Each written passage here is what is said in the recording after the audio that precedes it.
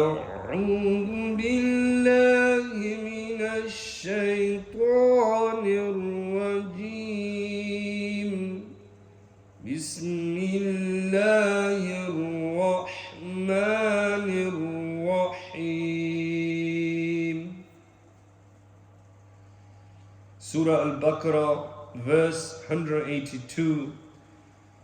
فَمَنْ خَافَ مِنْ مُوصٍ جَنَفًا أَوْ إِثْمًا فَأَصْلَحَ بَيْنَهُمْ فَلَا إِثْمَ عَلَيْهِ إِنَّ اللَّهَ غَفُورٌ رَحِيمٌ. Then if one fears that the testator has committed a certain injustice or sin and then makes reconciliation between them, the concerned parties in brackets, there is no sin upon him. Verily Allah Almighty is most forgiving, ever merciful. If any learned person, alim, governor, executor, arbitrator, etc., comes to know that a person is about to die, has infringed anyone's rights, or transgressed the limits of Islamic law, in his will, they become duty bound to persuade the person to correct the will. Such a correction will not be regarded as an act of sin, because this is being done to uphold truth and not its negation. Section 23, verse number 183. يا أيها الذين آمنوا كتب عليكم الصيام كما كتب على الذين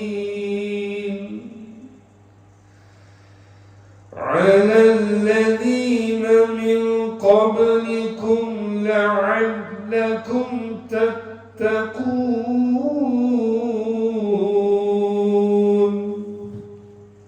O you who believe, fasting has been made obligatory upon you as it was made obligatory upon those before you, so that you may become pious. And in the commentary it is mentioned, fasting in this verse refers to the compulsory fasts of Ramadan. It should be remembered that the first compulsory fast in Islam was that of the day of Ashura, 10th of Muharram in brackets, i.e. one fast per year only. This was followed by 3 monthly fasts on the 13th, the 14th and the 15th of each month. Thereafter came the command for fasting in the month of Ramadan as per this verse, which abrogated the obligation of the other above mentioned fasts. One important fact emerging from this is a Quranic verse can abrogate the command laid down in the hadith, e.g. the obligation of the earlier fast is proven from the hadith without any Quranic injunction. But the abrogation is made by the verse, fasting in the month of Ramadan became obligatory only in the year of second Hijrah. From this verse we learn that the non-believers are not responsible for carrying out religious duties. Those on accepting Islam, they are not duty bound to fulfill their Islamic obligations missed while they were out of the folds of Islam. From this discussion emerge a few issues. Number one, fasting is a very ancient form of worship which was obligatory during the period of previous prophets. And number two, fasting is a means of achieving piety and nearness of Allah Almighty, because fasting controls the action of the inner self, which is the nafs amara, the inner ego. I.e., when a person fasts, he controls all his basic passions, thereby avoiding committing a sin. Point 3, man should not merely rely on his good deeds but rather seek the blessings of Allah Almighty. For this reason, the word that you may in brackets is used. The expiation and hope is with regards to the man and not with regards to Allah Almighty. Verse number 184. أياما معدودات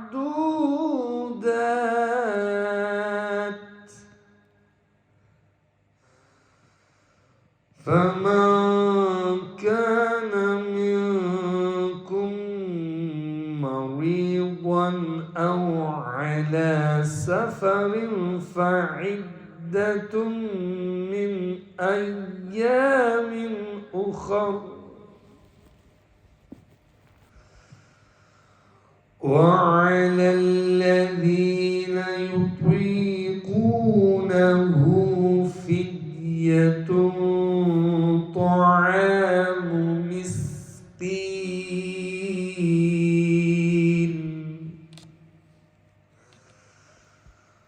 فمن تطوع خيرا فهو خير له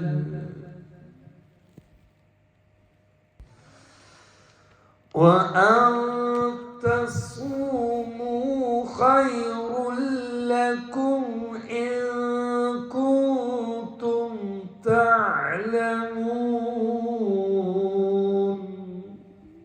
But to fast is better for you if you only know. And in the commentary it is mentioned the counted days of fasting are 29 to 30. Therefore do not shrink your duty due to the fear of hunger and thirst. The kind Lord who satisfies your hunger and thirsts for 11 months of the year and commands you to give up eating and drinking during the day for just 1 month.